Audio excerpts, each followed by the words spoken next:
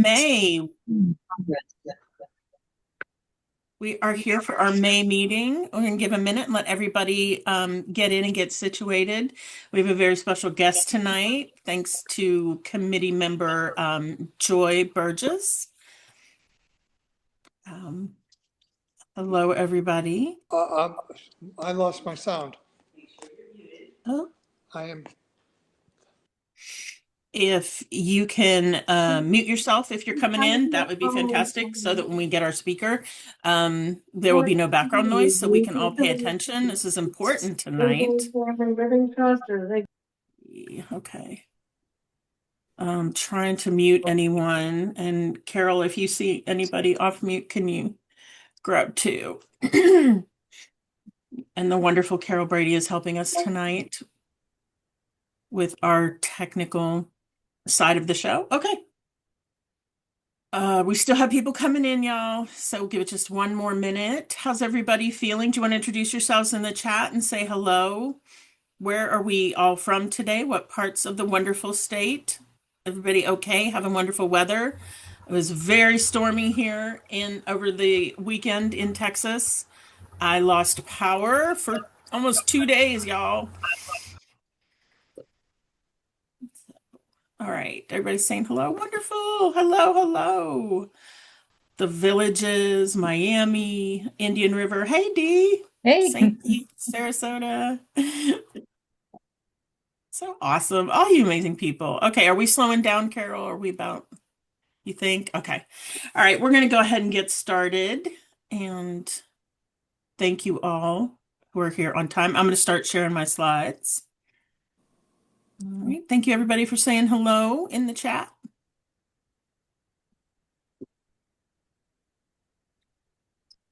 All right.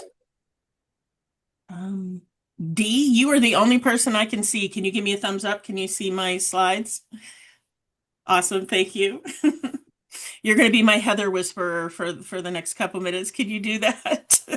So I don't go off the rails here. All right, everybody, welcome and thank you for coming.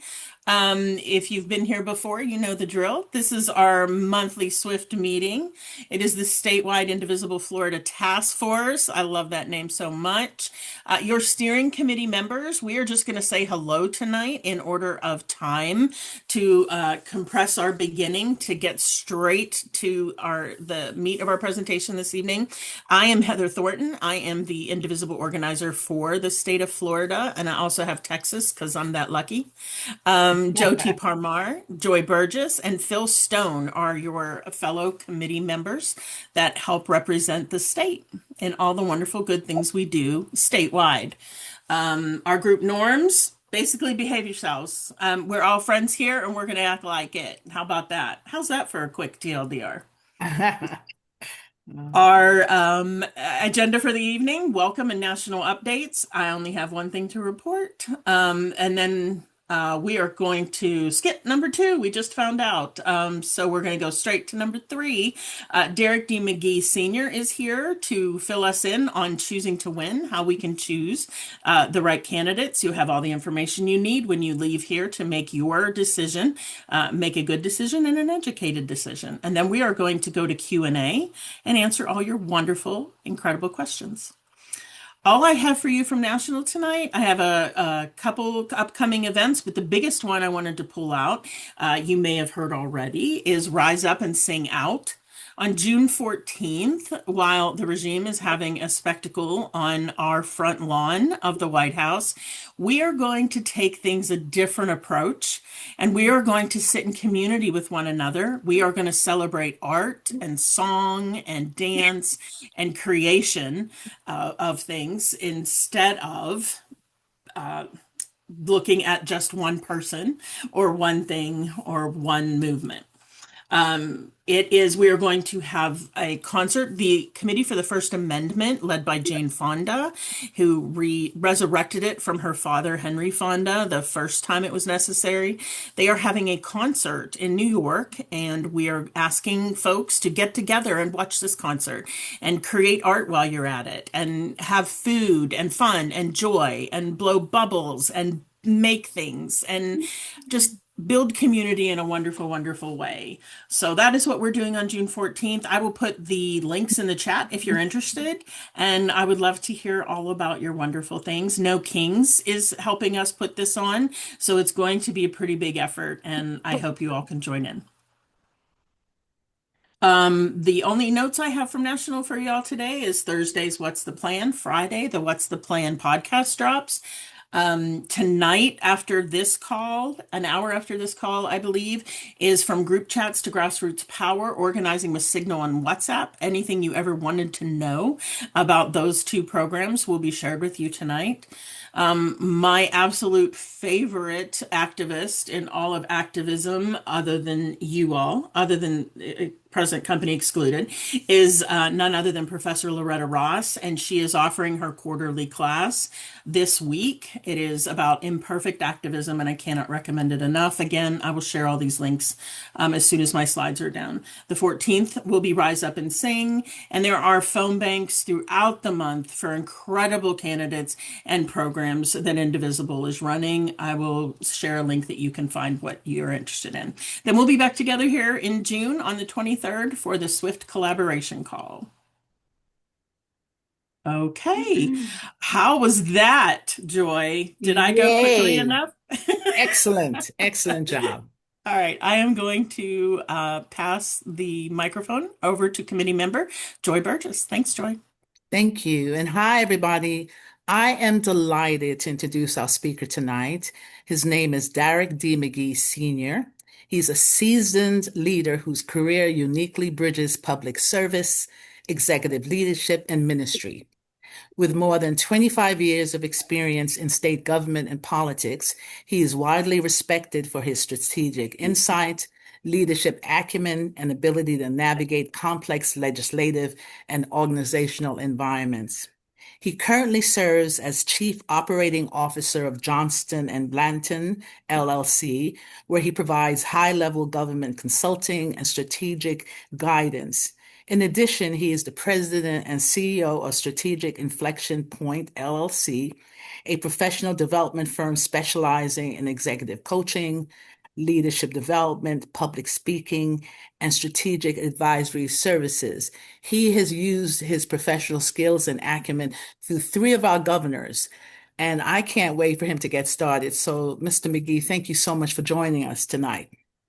Thank you, Ms. Joy, and good evening, everyone. Hope you all are doing absolutely well. It is my honor to be here, truly. I'm very grateful. I hail here in Tallahassee, Florida, so I know many of you are from all over, and I'm again honored to be here this evening. I've been asked to kind of speak to you about the landscape of what's going on in Florida as relates to a lot of things, and so I want to kind of deal with that. Let me first just give my disclaimer that I like to give. Um, I am not on tonight to try to sway you one way or another. That's not my assignment. I do want to educate you and inform you on all things that are transpiring. We're going to talk about the gubernatorial race as well as the U.S. Senate race that's shaping up in that regard. I think that's important. If I sound a little exhausted, I am. It's been a very long, extended legislative session. They could put the budget on the desk as of today, 11:41 a.m. So the 72-hour clock is ticking. They will officially return to vote this Friday. And so the budget right now is $115 billion, which is less than current fiscal year. And this is all before the governor does his veto exercises. And so there's a lot of things in the budget.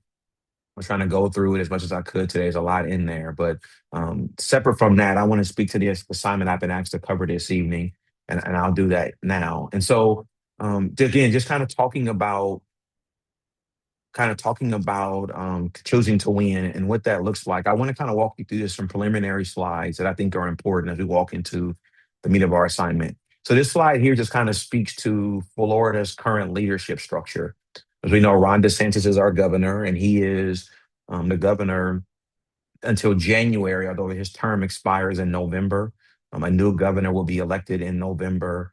So we know that to be true. And then that governor will be sworn into office on January 5th of 2027. So Governor DeSantis is bringing to a conclusion two full terms.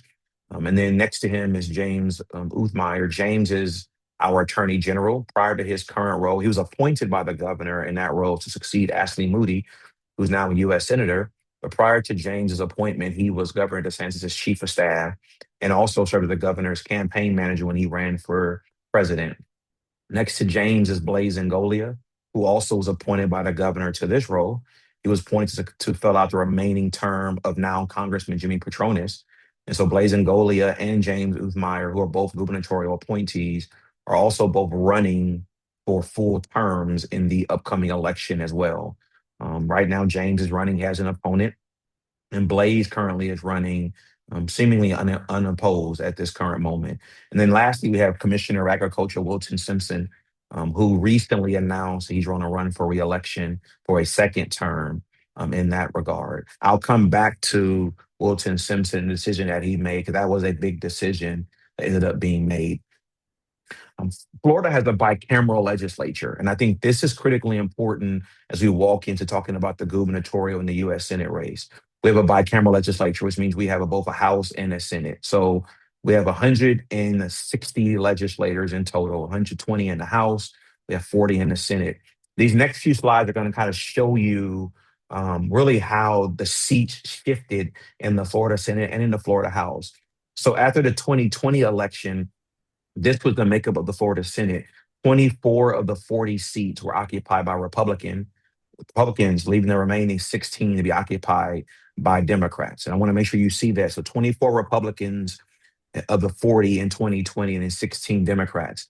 In 2022, as that number went up, the Republicans netted 4 seats, and it was 28 Republicans to 12 Democrats.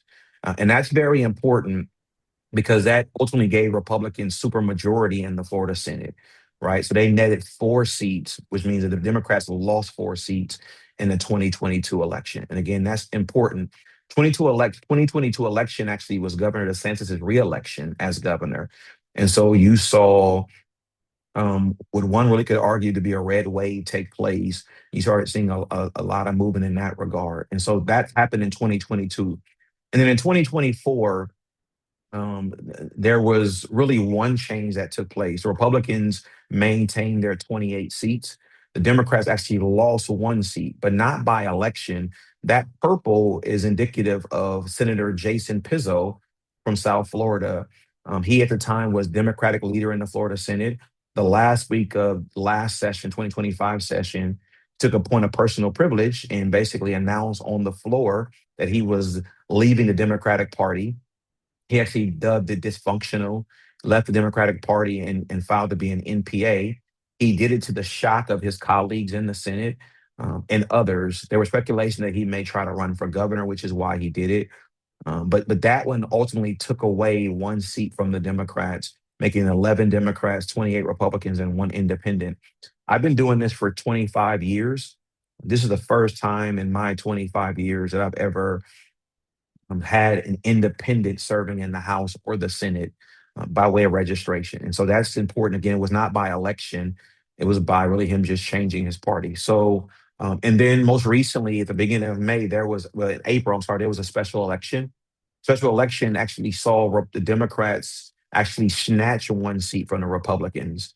And so now it's 12 Democrats, and that seat that was snatched was formerly occupied by Senator Jay Collins, who's now lieutenant governor. Senator Nathan actually flipped that seat. That seat used to be Democratic when Janet Cruz had it, and then it flipped to Republican with Jay Collins. So Nathan flipped it back to Democrats in April. So it's 12 Democrats, 27 Republicans, 1 NPA, which again is Jason Pizzo. And this is where the Florida Senate lies right now going into this year's election. So this is important to know those numbers. Look at the Florida House. In 2020, there were 78 Republicans. Of the 120 total House members, 78 of them were Republican. Now, that's important because 80 will give Republicans supermajority in the Florida House. So 78 Republicans to 42 Democrats. That was in 2020, which was the last presidential election. So I want to make sure that we know that as well. That was the last one. That was a presidential election. I'm sorry that President Biden won. So that shows you that. And then in 2022, Republicans netted 7 seats. in 2022. Again, it's the same election where Governor DeSantis won re-election. So the Republicans netted 7 seats, which also gave them supermajority. So it was in 85 Republicans to 35 Democrats. And so that, again, is important to just know. And then going into 2024, which was the most recent presidential election, the night ended where there were no changes. It was 85 to 35 at the end of the election night. It was 85-35. And then in the very next month in December, a change took place. And that change was two Democratic members. Two Democratic members flipped their party from Democrat to Republican. They were Representative Tracy Valdez out of Tampa and then Representative Hillary Cassell from South Florida, like Palm Beach area. They both flipped from Democrat to Republican. This was after the election. They did it again to the surprise of their colleagues. So that gave the Republicans an 87-33 lead. So they netted additional 2 more seats. Now, some have given credit to the speaker for flipping those individuals, but they both ran and won, and they won unopposed for their Democratic seats. And then they flipped to the Republican Party. And so, again, Republicans at one point had 87 seats of the 120. And then in April, the most recent special election, the numbers changed. And so Republicans actually held a seat, but also lost. They lost basically 2 seats. One seat is currently not occupied because of Representative Vicky Lopez resigned to run for county commissioner down in Miami-Dade. That seat is occupied, which is the white circle. And then the Democrats actually saw a seat flip. They saw the seat in Mar-a-Lago flip from Republican to Democrat. The Mar-a-Lago piece is important because, as we know, that is the homestead of our president. And so that seat flipped from Republican to Democrat. So Democrats actually netted a seat that night. So now the numbers are 85-34 with 1 seat vacant. This is how it looks currently as we're going into election season this year. So again, 85-34 with 1 seat being vacant. I showed you these slides to kind of show you the progression of how the House and the Senate seats have progressed. The entirety of my 25 years of doing this, Republicans have always occupied the governor's mansion, majority of the cabinet seats, if not all of them, the House and the Senate. Over the course of the last, I would argue, 6 years, you really have seen Republicans gaining more seats in that regard. Now, this upcoming election is going to be testing ground. There are some Republicans who won 2 years ago that are up now for reelection for their very first time, and they're up for reelection in seats that are deemed to be purple, seats that are fewer swing district seats. And there are a lot of national factors that's going to play out there. And I'll walk us to that. These slides I'll go through quickly to really get to the meat of everything. Florida has a very interesting structure, unlike other states. Every 2 years, the Senate president and the House speaker switches, right? When they term out within your own class, you are voted in. So currently, until November, these two gentlemen here are the presiding officers. Ben Albritton is from Wauchula. It was just like Hendry County area, Hardy County, I'm sorry. And then Danny Perez is from Miami-Dade County. Come November, they'll be succeeded by Jim Boyd from the Manatee County area, and then Sam Garrison from Clay County area. Now, I'm saying this is all contingent upon Republicans maintaining the majority in the House and the Senate. If they were not to maintain the majority, then of course, Democrats will be then taking over in leadership. But Jim Boyd and Sam Garrison will be the succeeding presiding officers for 2 years. So then come 2028, these two, Jay Trumbull is from Bay County up in the Panhandle of Florida, Panama City. And then Jennifer Kennedy is from Polk County, Lakeland area. Jennifer Kennedy is important because if all things hold true, she would be the first woman speaker in Florida's history. So we've had to date 3 female Senate presidents. We've never had a female House speaker. She would be the first one in Florida's history. And then in 2030 to 2032, Tom Leap, who's from Volusia County area, and Mike Redondo from Miami-Dade would succeed them. So what you're seeing is, as of right now, Florida knows who their next speaker and Senate president will be for the next 6 years. And so that's important because Their goal, the pictures I show you, their overall goal is trying to maintain their current lead while also gaining more seats. So that's very important. That's done by registration, by raising of dollars, so on and so forth. So then let's get into the meat of everything, and why I was asked to be here. So right now on your screen, you're seeing the four known Republican candidates for governor. We have Congressman Byron Donalds, who is the front runner. I'm going to give you some more meat on each of these individuals. We have former House Speaker Paul Renner.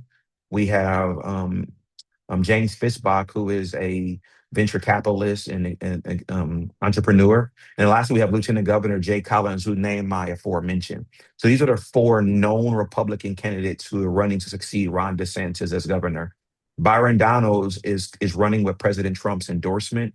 He's also the front runner in money and in polling. So I want to give you some succeeding slides on each one of these individuals and then kind of talk about some polls. So this is Congressman Byron Donalds. Again, he is running with President Trump's endorsement. He filed early and he has maintained his lead coming out the gate. Now, I want to kind of give you a comparison to really the power of the President Trump endorsement amongst the Republican Party. Almost 8 years ago, President Trump, in a matter of one tweet, announced his support for then candidate Ron DeSantis. In a matter of that one tweet, the front runner, Adam Putnam, has openly said that he saw the well run dry on resources. People stopped returning his phone call, they stopped contributing. All of a sudden, the front runner ultimately ended up losing the nomination and we ended up getting Governor DeSantis. And so President Trump has endorsed Byron Donalds. And we are seeing in the Republican side of the race thus far that endorsement is powerful. Byron Donalds to date has raised about $75 million. So it's a lot of money. Now, I don't have in how much they've spent, but he raised to date about $75 million. Right now, what's important to know about that is that's a lot of money to raise. That money gets spent really fast when you start going on TV. Depending on what market you in, you can spend almost $4 or $5 million on one commercial, right? So that money does spend pretty fast. He's a current sitting congressional member, as I aforementioned. He served for 4 years in the Florida House. He attended FAMU and then ultimately graduated from FSU. He's married. Him and his wife Erica have three children. His wife Erica is well known in the school choice movement. And so, again, right now, Congressman Donalds is the front runner. And that $75 million number was reported as of 2 weeks ago. So that want to make sure that's known.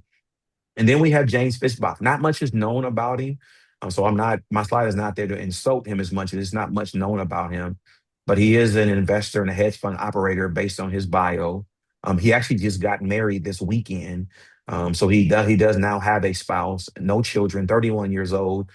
He's raised to date about $450,000. But what's interesting is, although he hasn't raised a lot of money, he actually is seeing a slither of momentum. There are people who actually, whether they're trolling Byron Donalds or they truly believe in Fitzbach, in some polls, he's polling second. And in other polls, right, he's polling third. He, in a matter of 8 months ago, when no one ever heard about James Fitzbach. And so there are people who support his candidacy. Now, I want to make sure you see something at the bottom of the screen. Byron Donalds is polling between 46 and it really should be 51% in almost every poll, right? Polling for James Fitzbach is between 7% to 9%. And what that really means is um, each poll is different, but every poll you pull up, he's going to either be at 7% up to 9%, somewhere in that range. That's what it's ultimately ended up saying to you. And so as a recent, he's now polling in third place amongst the Republican candidates. Coming in second in the most recent poll is Lieutenant Governor Jay Collins, but his second again is between 10% to 12%. He's the current lieutenant governor. He's appointed by the governor last year. Prior to that, he was a state senator. He actually ran for U.S. Congress in 2022 and was unsuccessful in that regard. He does have a strong military story. He actually suffered a loss of a limb in active battle, and then actually re-enlisted after the fact. He and his wife Layla have two sons, so he's raised about $3.2 million to date for his candidacy as well. And again, he's polling between 10 to 12%. And those numbers really have not grown beyond that. Only one poll I've seen has them at 12%. Usually it's around the 10% frame. And then lastly is former House Speaker Paul Renner. He's polling in fourth. Every poll I've seen, he's usually no higher than 4%. He served as the Florida House Speaker in 2022 to 2024, which was Governor DeSantis' first 2 years after his reelection. And then, he is a retired Navy officer, attorney by profession. He's married with two young children. And so these are the four candidates who are vying for the gubernatorial nomination on the Republican side for governor to succeed Governor DeSantis. Again, by way of polling, Byron Donalds has an historic lead over these gentlemen. And by dollars raised, he does as well. No other really Republican has raised to the rate that he has, save then Governor Rick Scott. The difference is Governor Scott put about 70 something $million of his own money in 2010 race when he was running as an unknown person. So he really self-financed his original race, and it paid off. And then his reelection, of course, he raised monies. And so for Byron Allen's raised that amount of money, that's a big deal. I've seen several polls that I'll talk about here shortly. On the Democratic side, we have these two gentlemen on the screen. We have Mayor Jerry Demings, who's a mayor of Orange County there in Orlando, and then former Congressman David Jolly. David Jolly is a former Republican congressional member. He was actually a Republican in Congress when President Trump won back in 2016, but he was known also as publicly opposed to President Trump to the point where he actually left the Republican Party and then registered as an NPA. He ultimately left Congress and went into private practice. And then of recent, he filed as a Democrat last year, May. And so he's running currently as the front runner amongst these two gentlemen. This is more about his bio. Again, as I mentioned about a former U.S. representative, I mentioned about him leaving the Republican Party. In that regard, he is married with two children as well, also an attorney. Today's raised about $5.7 million, which, in comparison to Byron Donalds, not a lot of money, but in comparison to the other three Republican candidates, he's strongly competing with those guys. Polling number has him between 23 and 25% in poll, and that's in comparison to Mayor Demings. It relates to this the Democratic nomination. And so I share that with you. Let me give you also Mayor Demings. This is Mayor Demings' bio. You can see he hasn't raised a lot of money, and I want to speak about money here shortly. But he's polling second amongst the two of these individuals. But the undecideds in the poll is a large percentage. And so although David Jolly is leading amongst the two of them, there's a large percentage of undecideds in the Democratic side that does give Mayor Demings a real striking chance to be of a threat in that regard. Now, I think it's very important to say two things about polling and about money. Number one is polls don't vote, people do, right? And so I've done this enough to know that you can be the front runner in polls and end up not winning. Good example of that is Rick Scott.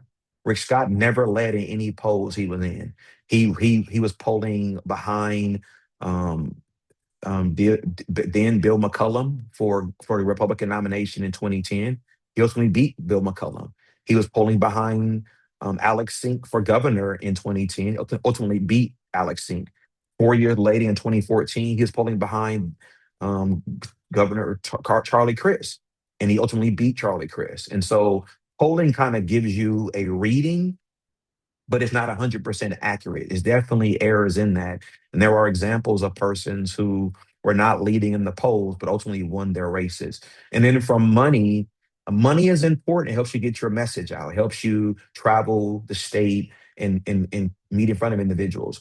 But a really important part about money is we're in a different time with campaigning, meaning that you now have social media and you now can take your message straight to the people by way of just your phone and going live on a social media platform. And we saw that with then Mayor Andrew Gillum's gubernatorial race.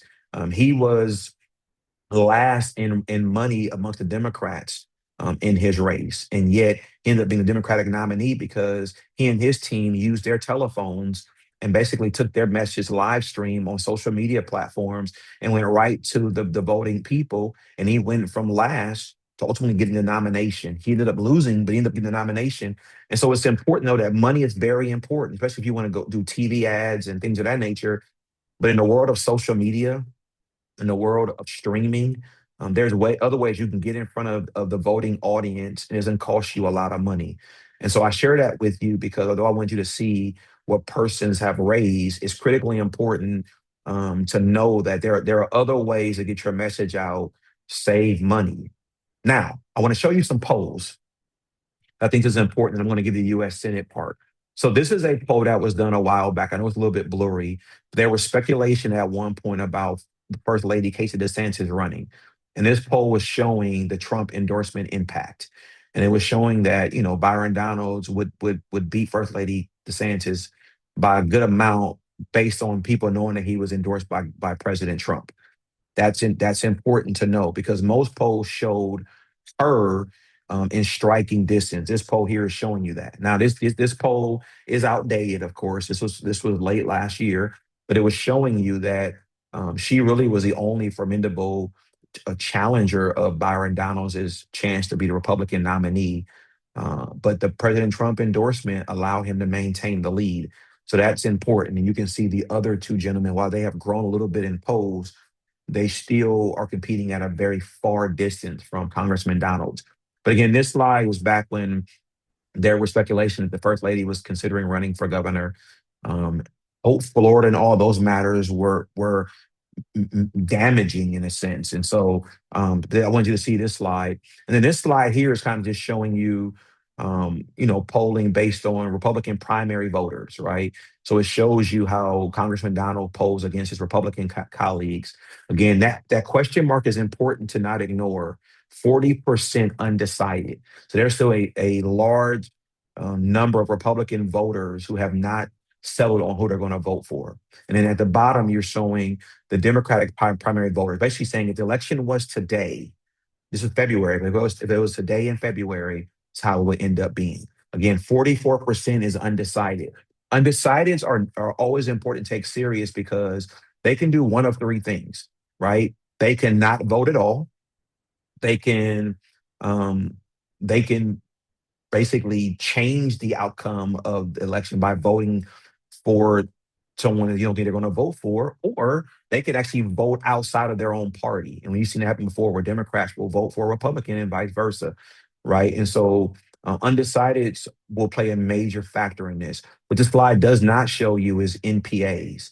The no party affiliates are major in Florida, and they're growing even more, especially in the I-4 corridors, Orlando, Tampa, St. Pete area, and their voices will be heard. I aforementioned to you about Senator Brian Nathan flipping that Senate seat in the Florida Senate. You look at that poll, the NPAs won that race for him. It was not traditional Democrats. It was the no party affiliates who were frustrated and they voted for and really you can argue an unknown guy, but he had a really grassroots campaign.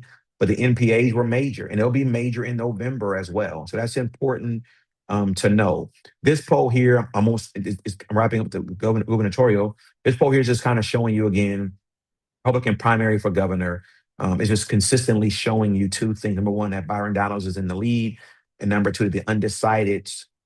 That number cannot be ignored. This was again at the end of March of this year. So the undecided number has gone down a little bit, but it's still a large number. And so the reason why Jay Collins, James Fishbach, and Paul Renner um, don't count themselves out is because they're all trying to flip the Republican votes their way, but also they're trying to appease to these undecideds. That's important. I almost forgot to mention that to date, Governor DeSantis has not endorsed in this race. He has made it known on record that he's not going to endorse Congressman Donalds, but he also has not even endorsed his lieutenant governor. And so that's a big deal because a Ron DeSantis endorsement does weigh heavily in the Republican Party. Him not endorsing anyone is a major hit. Again, this is my last slide is kind of showing you Congressman Donalds, in comparison to former Congressman David Jolly and Mayor Demings. If their race were that date at the end of March, I'm sorry, how the race would end up. The gray is again the undecided, and undecideds can make a difference in an election. Now, sometimes undecideds don't show up in a midterm, in a term mid-year election, midterm election, right? So because it's not a presidential election, a lot of times undecideds just don't show up. They show no interest in the gubernatorial election. That's not going to be the reality this year. You're going to see people show up in big numbers. Um, I want to give you this slide. I think this is important to kind of speak to. And I mentioned earlier about the House and Senate. This slide is showing you the progression of the Republican Party in Florida from 2020 to 2024. The blue is Democrat, the red is Republican. What you're seeing is voter registration by party affiliation. And you can see from 2020 to 2024 that the Democrats actually have seen a decline in their voter registration, and Republicans have seen an increase. In 2021, that was the first time historically that Republicans out-registered Democrats by way of voter registration. And that lead has grown even more. Now, this is important because if you go back to the slide I gave you about the House and Senate seat supermajority, remember I showed you the map in 2020, and I showed you the map in 2022. Look at right here, registration. 2022 registration is the reason why Republicans were able to get supermajority in the House and Senate, right? And a lot of this dealt with people moving here because of COVID. They moved here because the state was back open faster than other states. So people were migrating to Florida, registering as Republicans, things of that nature. So voter registration is a big deal. Now, if I were to further it out and bring in 2025, 2026, you're starting to see an uptick amongst the Democrats registering more Democratic voters. You're starting to see some disgruntled behavior being displayed by voters where they're either going to the going NPA, or they're really just they're cross voting, meaning they're Republican voting Democrat. Some are Democrat Party voting Republican. And so, but this slide here is just important to kind of give you a visual of how we've seen Florida change in a major way. So I want to pause briefly for there, gather myself. I'm going to take questions on the back end, but I just want to make sure that I kind of gave that to you so that you will know where things work. I'm sorry, I got ahead of myself in the thing. Then I want to talk about the U.S. Senate race. We have three candidates in the U.S. Senate race, and really we have one Republican, which is currently U.S. Senator Ashley Moody.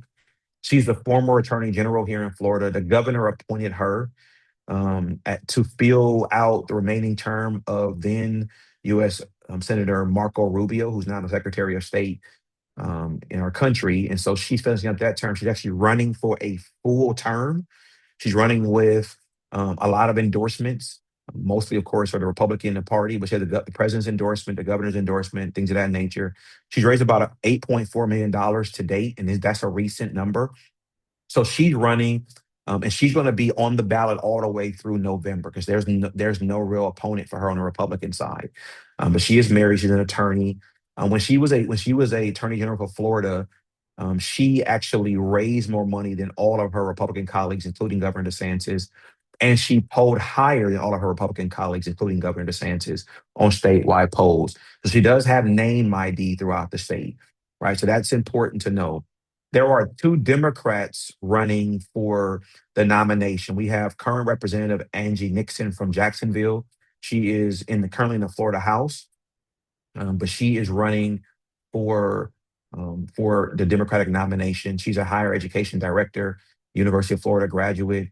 She's married with children. To date, she has not raised a lot of money, but I'm going to come back to a point I made earlier when we talk about Representative Angie Nixon. I think that's critically important. I'm going to talk about her in particular. And also running is Alexander Vindman. He right now is leading amongst the two of them by way of money. He's raised about $8.2 million. He has several big dollar donors giving to him. Like he may put some of his own money in as well. Disclosed by his bio. So one thing about him was if you research Alexander Vindman, you will find articles about him having been a whistleblower back when he worked in DC, but he's running for the Democratic nomination. He's married with one child. And so his name is not well known in Florida, but is known enough to where he's at least right now leading. I mentioned about Representative Nixon's dollar amount, and I want to make a really important point here that I made earlier. The dollar amount is not large, but Representative Nixon has been doing something I think is worthy of being recognized, which is she's been taking her message directly to the people by way of social media, as I aforementioned. She's been going live stream on social media platforms, talking to the people. And if you ever go on any of her live streams, what you're noticing is she's giving her message without her own voice. So they're hearing her say it, but also you're seeing the live stream audience growing as she stays on stream longer. And so you can't take for granted going from your phone to the people. That does not equate to how much money you raise, but it does get you right in front of the voters. And that does ultimately matter. And so I'm not saying she's going to win. I can't predict that. But I am saying is we're in a different time in elections where, all candidates are not going on TV anymore. Now, sometimes they're using Facebook Live, Instagram Live. Sometimes they're basically doing social media reels. Sometimes they're recording their own video and uploading them to YouTube channels and things of that nature. They're going on podcasts. These are all the things they're doing that cost no money whatsoever. So I think that's important just for me to point out. Think about that.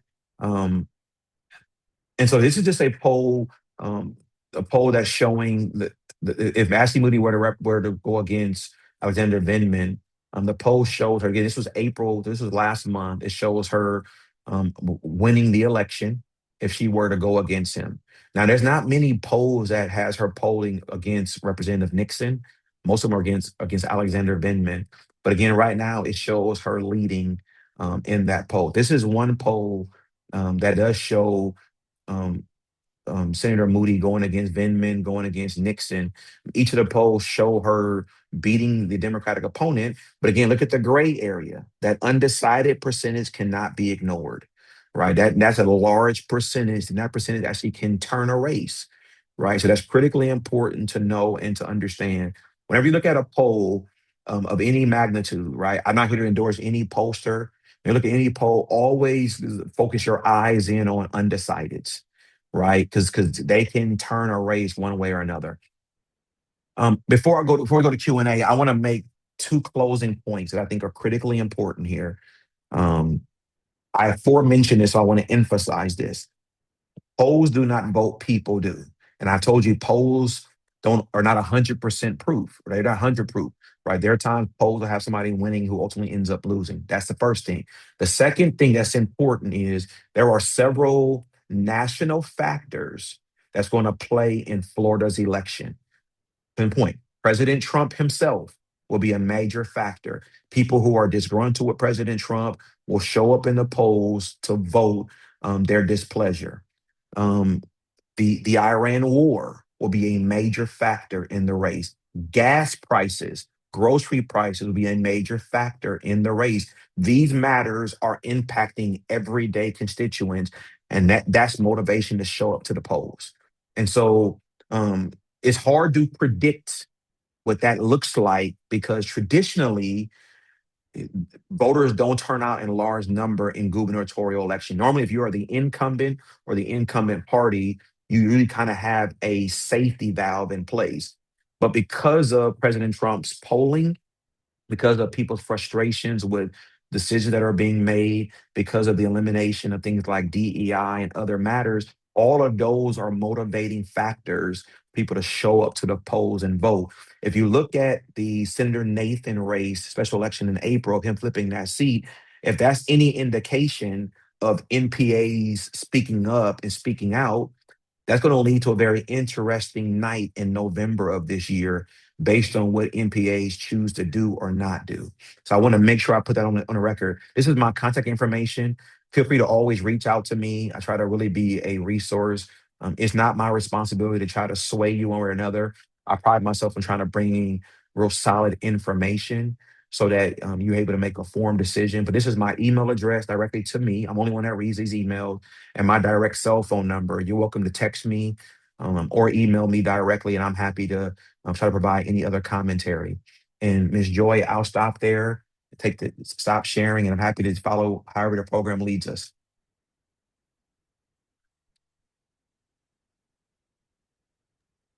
Actually, we're going to questions, and that would Okay. be my colleague Jyoti will lead that. But I'm going to take the privilege of asking you the first question.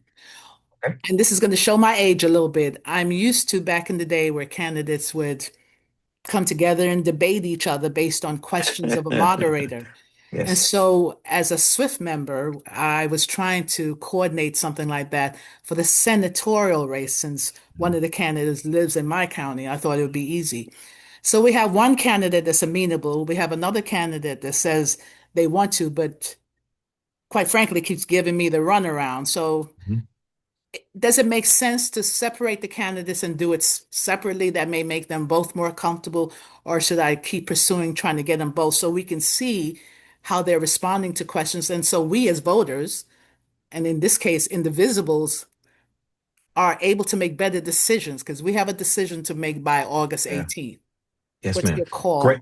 Great question. So what you're experiencing is the new normal, right? Most political consultants are advising their clients to not do debates, especially debates that could ultimately lose momentum for their candidate, right? And so if you're polling, let's use the Republican side, what Congressman Donald's lead amongst the Republican colleagues, he would be advised not to do any debate amongst the Republicans because at the end of the day, the end result would be very simple.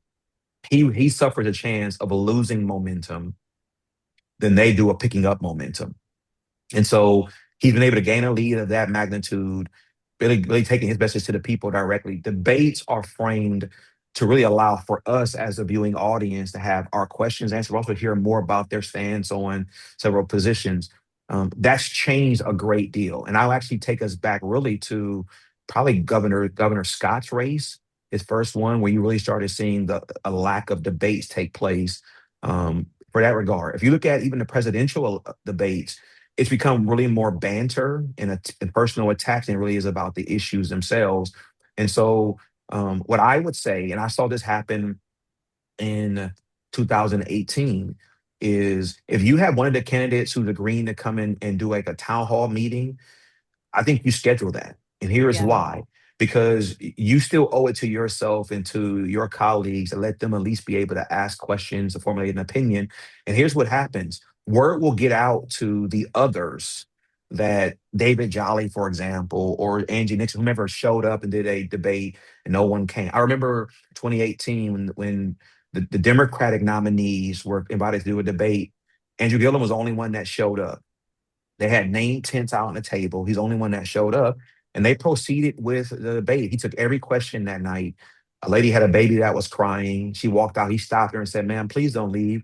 Your baby crying doesn't bother me. Please stay here." But guess what happened in that room? His campaign team used their phone to record majority of that night. They've used that video and uploaded to his Facebook page, Instagram, his website, and all of a sudden, people in that room flipped their opinions about him because he was the only one that showed up. And next thing you know, if you look at the polls that follow that, you saw his momentum grow and other ones come down because he thought it not robbery to show up to a room of 30, 35, 40 people and stay there and take all their questions. That's the difference. And so what ended up happening is the next debate, everybody wanted to show up for it. Now they're trying to recover from the damage.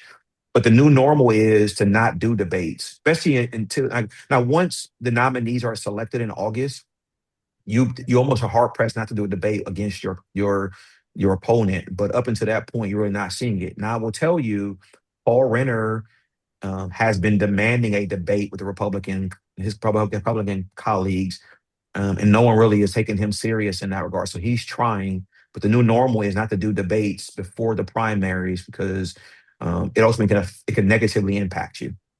Mm, thank you. Yes, ma'am. So I'm going to ask the follow-up question. Yes, Hi, I'm please. Jyoti Parmar. How are you? Good. How are Um, you?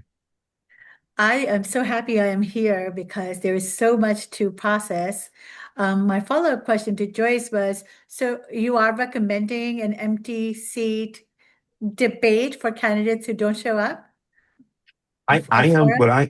what I'm saying is if you're trying to put together a debate, then you're inviting let's say you're inviting both David Jolly and Mayor Demings. Only one of them are actually agreeing to come.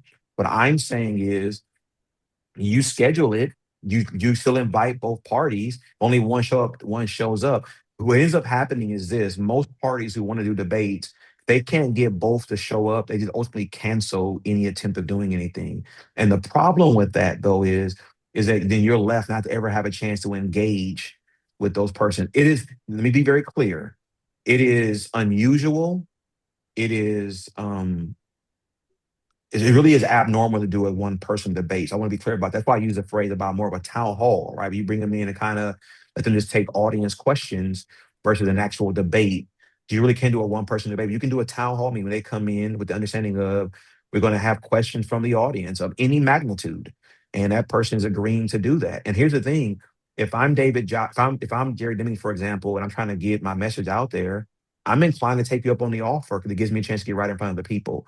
Now, campaign consultants, they are more nervous than they are supportive of these things because, again, they're looking at other ways to get their message out. But I keep reminding people all the time that you got to get your face and your voice in front of the people as much as you possibly can. And I think that's critically important to do it that way.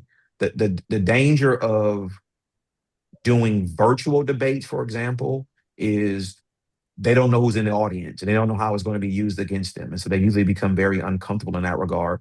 So if you want to get one person to show up, I would go from using the word debate to do a town hall meeting. Let them come in and take questions from the audience. And they'll give the audience a chance to really ask some of those questions that's burning in your heart. So then now you've heard directly from whomever their stance on something. And that's kind of really what Lieutenant Governor Jay Collins has been doing. If you look at some of his visuals, he's really doing more of the small intimate room setting conversations in that regard. So I have a couple of basic questions for you, yes, or simpler questions that get asked often, but that are important to ask again. Ellen, I'm so sorry I didn't catch the last name, was asking, she didn't know that you could possibly vote in the Republican primary while being a Democrat. Could you yeah, quickly cover what yeah, conditions that correct. can happen in? And thank you for that question. Yeah, so I need to make that clear. You can only do that in the general election in November. In the Mhm. primary in August, you can only vote your registration, right? So your ballot in August will really only show you either the Democratic candidates or the no party, the non-party seats. Like for example, school board, for example, in some areas. In order for you to vote for a Republican as a Democrat, you only can do that in the general election, which is November. So I want to thank you for the chance of clarifying that. Now, if you are an NPA, your ballot's going to look very thin in August, right? You may only have a few people to vote for, and it won't be the gubernatorial candidates because they're either going to be a Republican or a Democrat. So you're going to more likely find yourself voting more on local matters than anything else. But those races where there is no Democrat running, do Democrats get to vote Republican, or does it matter if there's an NPA running Yeah, during the primary? I mean, great question. So in the primary, again, if you are a registered Republican, the ballot you're going to get in August is going to be a ballot that reflects Republicans, or again the nonpartisan races. You won't have any Democrats on your ballot if you're a Republican in August. Now in December, in November that'll be different. Same thing if you're a Democrat, you won't have Ashley Moody, for example, on your August primary ballot. You'll only have Jerry Demings and David Jolly. And then in November, of course, everybody gets the same ballot, which is basically who are the then confirmed nominees. And then you get everybody in that regard. You get local races, judicial races, constitutional amendments, and things of that nature. Great question. thank you. And there's another question about the high percentage. It seemed like a high percentage, Yeah. 16% of Yeah. undecided voters. Is Yes. that a normal range for at this time of the election cycle, or is this unique?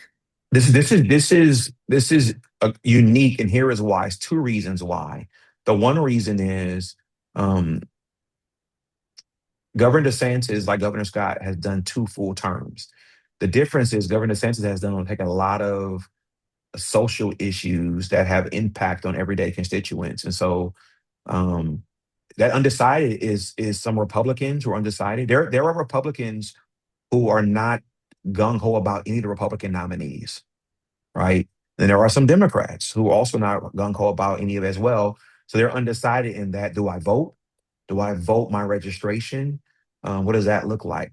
It's unusual, but that also is unusual because it really was really reflecting is um, I would argue that people are disgruntled, they're frustrated, and they're trying to really decipher and determine if any of these nominees actually give me hope of a change.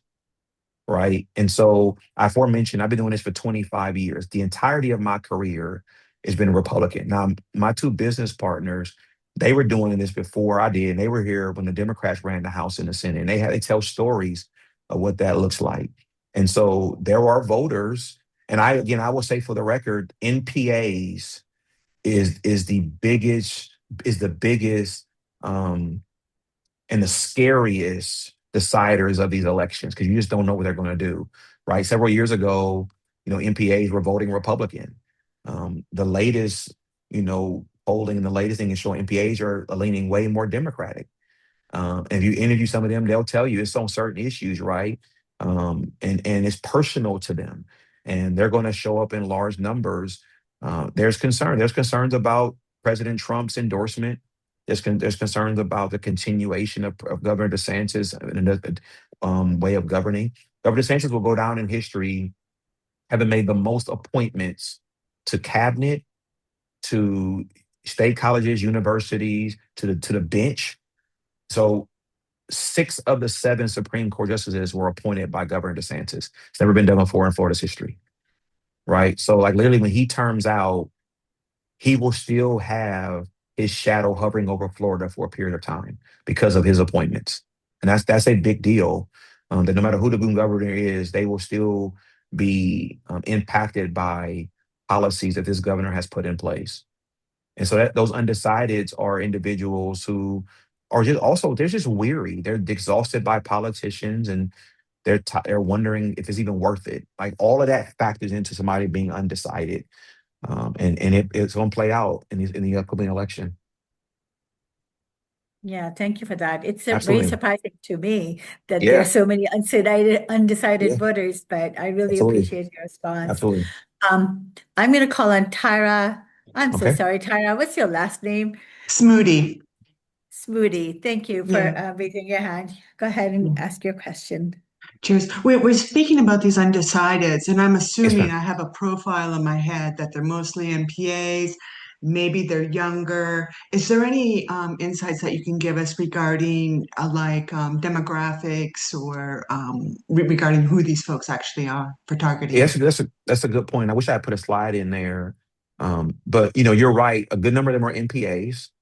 But some of them NPAs, they're new to NPA. I mean, they actually left the two-party system and went NPA for varying reasons, right? So you have NPAs that undecided. Again, I said it earlier, I'll say it again. There are traditional historic Republican registered voters. If you look at their history, they've always voted Republican, who are not sold on Congressman Donalds as their nominee for whatever reasons, and they have their right to that. And they're also not sold on anybody else in the race. There are people, when I mentioned earlier about James Fishbach polling the way he's polling, if you read the commentary behind him, people who are really supporting him, a lot of them they're just disgruntled with the same old. And so Fishbach, they feel like, whether they're trolling or not, he's giving them another option to choose from, and he's going against the system. And so most of your undecideds are NPAs. Demographically, the big swath of them is in the I-4 corridor, right? So Tampa, Orlando, St. Pete, around that area is a large, large number. If you go back to the most recent presidential election, this is an important point to mention. Um, Hispanic voters turned out large for President Trump in a large number. If you fast forward now 2 years, this upcoming election, I'm not saying they're flipping to Democrat. I'm not saying it at all. But people have enough now to make an informed decision as to what they want to do or not do. And so, the Republican Party has intentionally over the years gone after the Hispanic vote. Now what you're seeing is both Republicans and Democrats are trying their best to go after the NPAs.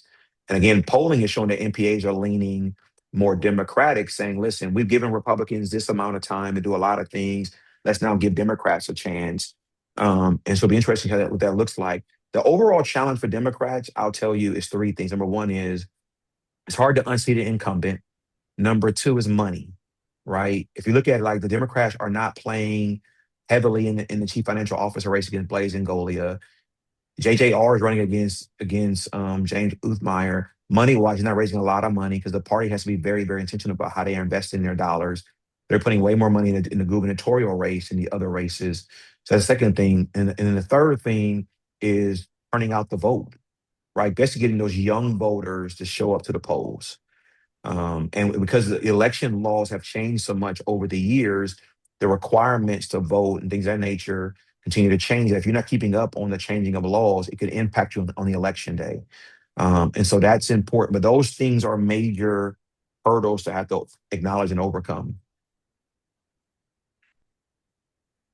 And I think it's also The important for the next, record to mention that how we all know voting from our years of being, whether you're grassroots, whether you were advocates, whether you were just a traditional voter, a lot of that has changed over the years. Um, for example, the Democratic Party historically has always emphasized early voting. They've always emphasized souls to the polls, whereas traditional Republicans usually show up on election day. They're not going to do mail-in. They may do mail-in ballots there in the military. They don't really trust mail-in ballot. They really don't trust early voting. They want to be the day of the election. And so as a result of that, right, the Democrats have to have a large lead by 8 p.m. on election night. If not, they cannot win because traditionally at 8 p.m. is when the panhandle closes. And traditionally the panhandle is all red.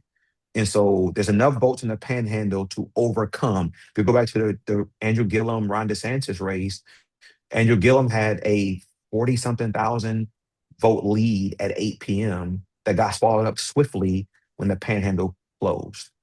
And that's the difference, right? And so, there are certain strongholds that will always vote a certain way. But the NPAs matter. so follow-up question to that. How important is it to bring Democrats out in red areas in Florida? Should we just let Republicans win in those areas or fight for every vote? Well, honestly, you're fighting for every vote. The one thing that I think Republicans have done a really good job of, and this is where um, the impact of Charlie Kirk mattered, and we'll see how it matters this election was. His whole mission was college campuses, and I will tell you, living in Tallahassee with two universities and one state college. If I look at Leon County alone where I live, Republicans have been very intentional about going after college students, those first time voters. Democrats have been quiet in that regard. You're now seeing them build up a little bit more, but that was always Republicans' thing was to go after college campuses. That's why you started seeing laws changing on college campuses to really cater more to doing away with allowing certain speeches to be given on campus. They felt like the college campuses were catering more to the progressive voice in that regard. Um, but to me, it's simple. You should take no registration does not matter like it mattered before, meaning traditional Republicans have a history of voting against their own party. It's been argued that if Wynn Graham had been the nominee against Ron DeSantis in 2018, Wynn Graham may have ended up being mayor, right? Because there are people who will, most voters want a middle of the road candidate. They don't want you too far to the right or to the left. They want somebody really more moderate than anything else. And when you are strong conservative or strong progressive, traditional voters steer away from those type of candidates in a general election. And that's where, you have to go look at every voter and determine what that looks like. More questions about voting. How many Floridians? How many Floridians are not registered to vote at Ooh, all? that's a great question. I don't have that answer. I wish I had thought about that. I can get that answer and I'll get it to Ms. Joy to get to everybody. That's a really, really good question. Because I would Yes. venture to tell you that there are still persons today who are not registered to vote. and for varying reasons, right? And it's not, because they're ex-offenders. Some of them just don't think that voting matters. There are some people who are registered voters who just haven't voted in years, right? They just don't vote. Um, like a lot of things. And again, almost every election, almost every session, Florida is amending its election laws. If you're not keeping up with election law changes, you can show up to the polls and things have swiftly changed on you in that regard. And so there are people who are registered to vote who don't vote. There are some people who have never registered to vote at all, and they just have no interest in it whatsoever. And that number, I'll get that number for us. But Yeah. even Yeah. Mr. Ellen put that in the chat too. There's 1 million unregistered likely Democratic voters in Florida. And I don't have any reason to dispute that. I mean, it really is showing that. Yeah, I will say also, I mean, I don't know if it's something in the air, but this week alone, I had two different people contact me about how they can make sure that their vote will count. They are worried that they'll cast their vote and somehow, or that they'll go to vote and they will not be able to. Any response to that? Yeah, I mean that is the traditional question that's asked by people is either they'll make comments and say my vote doesn't matter, or how do I know that my vote matters? How do I know my vote was counted?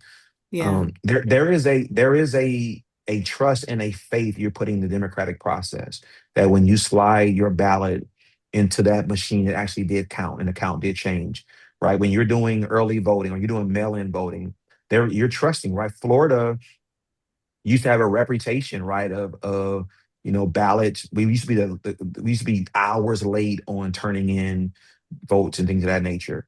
That a lot of that has changed. However, the way we vote is different as well. And so, if you're still going to the ballot and you circling in your circle, right, and you do it, it's not dark enough, right? That may not count in the machine. Like all those things really do happen, but those are anomaly examples. And so what I always tell people is the only vote that doesn't really count at the end of the day is the one that's never cast, right? You have Amen. to Good still point. cast your vote, and then you just leave it Mhm. there. Like it's each. If you're not voting, then your vote didn't count. Plain and simple. And there have been some races. If you go back to the Andrew Gillum DeSantis race, that race I would argue was determined on one real policy, which was school choice. The overall vote count was really thin of a victory. So it lets you know that if people had shown up to vote, whatever it may be, that vote could have gone a different direction. And I think that's important for people to remember. I also go back to the polling. The last poll on that race had Andrew Gillum winning that race. Mhm. So election night result was not what everybody expected. The last poll that was rendered Monday morning or Monday afternoon, Tuesday being election day, had Andrew Gillum winning. At the end of the night, he ended up losing. That's why I say polls, you can't marry yourself to polls. You look at Yeah. them, you Yeah. consider them, but they also don't vote for you. You got to vote yourself. Yeah. I'm going to go to Joy, who's Okay. she takes I precedence. I have a quick question and a comment. Yes, ma'am. First of all, thank you so much, but I do need Very to honored. ask you, do you anticipate Byron Donalds? I mean, I can't imagine he is going to maintain his polling status as difficult as we are having with Donald Trump now. His popularity is plummeted. Mhm. Will that not impact Byron Donalds here in Florida? And which race, general, primary or general? In the Um, in the General, primary, I think. I don't foresee him losing the nomination. Um, I think he will win that nomination very handedly amongst his Republican colleagues. I Wow. just don't see it happening. And I'll give you two reasons why. Number one is he has the money to tell his message. And number two is there is still a lot of Republican voters who are not going to vote against President Trump, plain and simple. Yeah. Yeah. There used to be the Democratic Party and the Republican Party, right? Now it's you still have it. Now you really have progressive Democrats and you have the MAGA party, right? And the MAGA party is a loyal group of people, right? And so they will vote behind the Trump endorsed candidate. Look at Kentucky last week. Mhm. Look at Georgia. Like Trump endorsement turn races. And so that's important. In the Wow. general, in the general, I've always argued this point. Um, when the primary election's over, whomever is deemed the victor of their party nomination, you can't the race starts all over again because now you're running against one person versus many people, right? So let's say it's David Jolly and Byron Donalds. Now from August 18th to November, or August 19th to November, it's Byron Donalds and David Jolly, right? You're now running against everything you do is in comparison to each other. That's what it's looking at. And um, Byron Donalds will come out of the primary with a lot of money left over. Come out of the primary prepared to go to war with David Jolly. There'll be a lot of attack ads by both individuals. I expect there to be a lot of Republicans who will, even national Republicans who will get involved in this race. And I think same thing. I think from the Democratic side, they'll get involved in this race. They really, really will. You know, President Trump, he can help and or hurt. All right, he can help and or hurt. Mhm. And that's why when I talk about NPAs. That's where you're going to see the NPA factor. It's going to be in November, and every race is going to be in November. But Yeah. he will. Byron Donalds will win the nomination, Republican. I would say pretty handily, um, pretty handily. And on David Jolly front, let me just say this: don't count out Mayor Demings. He may be polling as do not count him out because the lead that David Jolly has over him is well within the margin of error, right? And so don't count him out at all. And I think that's important because Mayor Demings is beloved, and there are people who are going to work hard for him in that regard. His wife was beloved and she had a whole bunch of Yes, money. She had yeah, the money. So we're yeah, trying to still figure out how she lost the race. yeah, exactly, She exactly. had the money. But one of the things I was going to say is my crew and I, who are really adamant in voter registration and voter empowerment, we're using our cell phones in casual conversations with people. And we're saying, check your voter status using your cell. And it takes 1 minute. And then check, in this case, early voting, look at where the sites are that are closest to you, develop a plan. Mhm. And it's kind of taken off. And we have younger people on my team that are just hanging out with their friends and using their cell phones, which everybody has, to check these vital things. So I'm just saying. Very true. Yeah, Very, Yeah. very true. I Very, think very that's true. a very, very indivisible answer. Thank you, Joy. Yes, this is what we do. We're like, I know what they're doing in Tallahassee. I know what they're trying to pull, but what are we going to do to get around them and get our votes and our voices heard? So really appreciate that. I have three more questions Yes, ma'am. waiting in queue. So let me quickly go to those. And if anybody else has any questions, please raise your hand. I'm getting tired of hearing my own voice. But a key question, Uthmeyer, I might be saying his name wrong. Yeah, yeah. Please I saw that feel free question. to correct that. Yes, any reflection on him? Yeah, so here's what's interesting about James. James is a lawyer by profession. Really was unknown, and he worked for the governor as a deputy attorney, a deputy general counsel, and then became the governor's chief of staff. And he's actually been chief of staff longest of anyone. And he was the most loyal to the governor, and taking over the governor's campaign. It was, the worst kept secret that James would end up being the appointed attorney general. Everybody knew the governor was going to appoint Ashley Moody. James had never run for office before, right? So literally, he's running with the president's endorsement, the governor's endorsement, things of that nature. But he definitely is untested. He's never ran for statewide office, never ran for any elected office at all. James has a young family. Um, and I will tell you this, just as a guy who's done it for a long time, I am fairly shocked by the lack of not really attack, but the lack of attention being given to the attorney general race. My assumption One is doing the that the bottom. Democrats are waiting for get past the primary, and then because again, you don't want to exhaust money too early. It's hard to recoup money on the back end, right? So if you can sit on money, then you do that as much as you possibly can.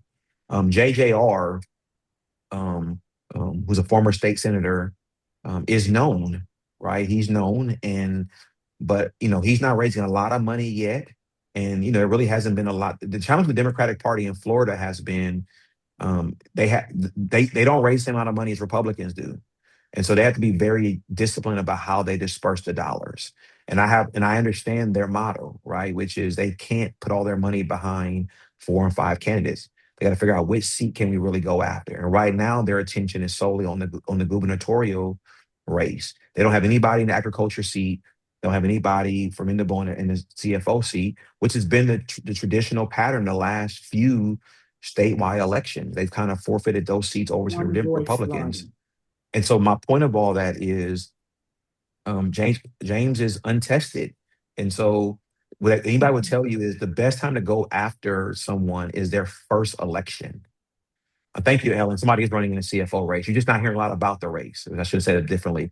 But you're not, but the best time to go after somebody is their first race, right? Because um, they're untested. He's an appointed attorney general.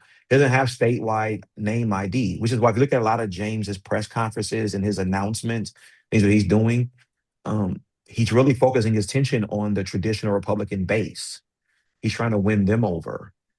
He's trying to win the Ron DeSantis voter. He's trying to win the president's support. He's not really focusing on Democrats or NPAs right now. He's trying to win his nomination. And then after the primary, he'll probably shift. I think that race will intensify, of course, once you get past the primary, because at that point, again, you just have everybody focusing on the general election. I think the same thing with the CFO race. Is I think people will start shifting that way in that regard. Blaise Ngolia, if you look at all his press conferences, right, he has a very disciplined message. But he doesn't have statewide name ID. He's appointed by the governor, and what ended up being is both of these gentlemen are challenged by the Ron DeSantis shadow that hovers over them. So people are asking a simple question: is who are these individuals? And I think at that point it gives the opposing side a chance to really go after them. And I think that's important for people to understand. That's Ashley Moody.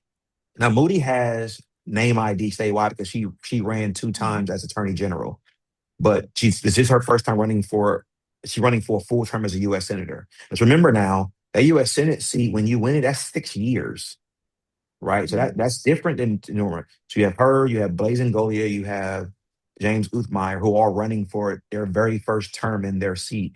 And this is the time you strike, because it's hard to unseat an incumbent, but it's very hard to beat somebody that's wide open. Same thing with the gubernatorial race, right? It's wide open, regardless as to who the party in control is. It's wide open. It's why you have so many people running for that seat. Good response. So, indivisible questions for you. One you've partially already answered, but maybe you could fill out the more specific line, what message perhaps.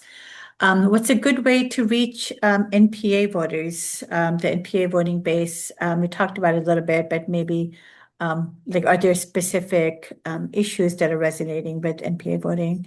And the Yeah. second one is something we do a lot in Indivisible. We write postcards. Is it an effective way to turn out voters, writing postcards?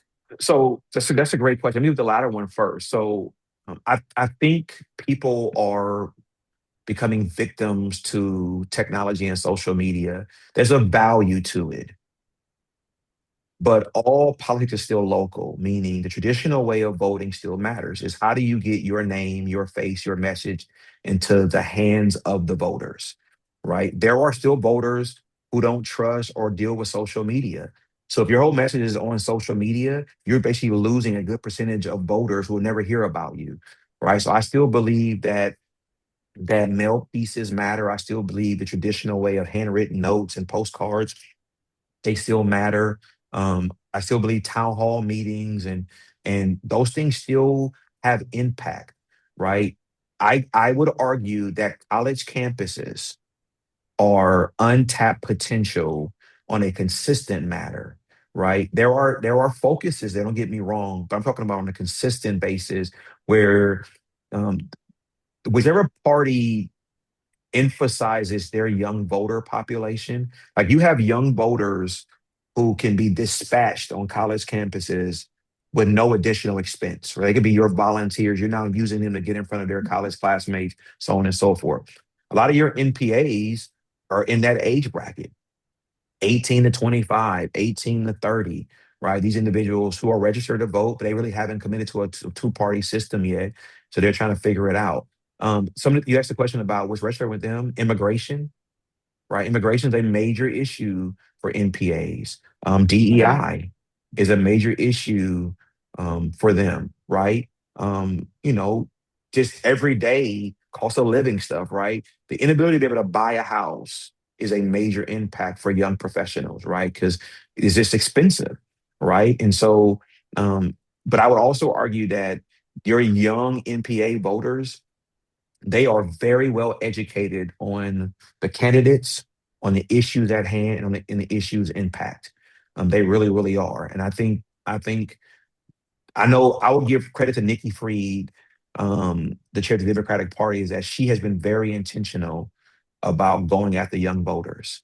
She's been very intentional about trying to get the message in front of them, and things of that nature. And here's the thing: what do young voters have in common? They all have a phone, right? And so whether you use social media, whether you're using t-shirt, whatever it may be, the old way of doing things still has impact on these individuals. They really, really do. Somebody said something earlier, I think it's important for me to emphasize. Just going on TV, spending money on TV, while it may be prosperous, the danger with that also is so many TV ads are telling half truths or whole lies. And Mhm. so people are no longer convinced by the candidate on TV, because you can say anything you want to say on a 30-second commercial and that be enough. And so buying TV ads is nothing. It really is. People really want to know. If you go to some websites right now, I'm seeing this happen too. Go to some candidates' website. A lot of these candidates now are giving you bare minimum information on their website. You used to be able to go on a website, read their entire policy paper, everything they stand for. Like Governor Scott had a whole 777 plan on his website. You can read all the details. You go out there now, they may say, I support, very, very general in a phrase with no meat on the bone. And it's because they don't believe that voters need to have the meat anymore. They believe that they can get away with everything now is Twitter based, meaning you just need a few amount of words and that's it.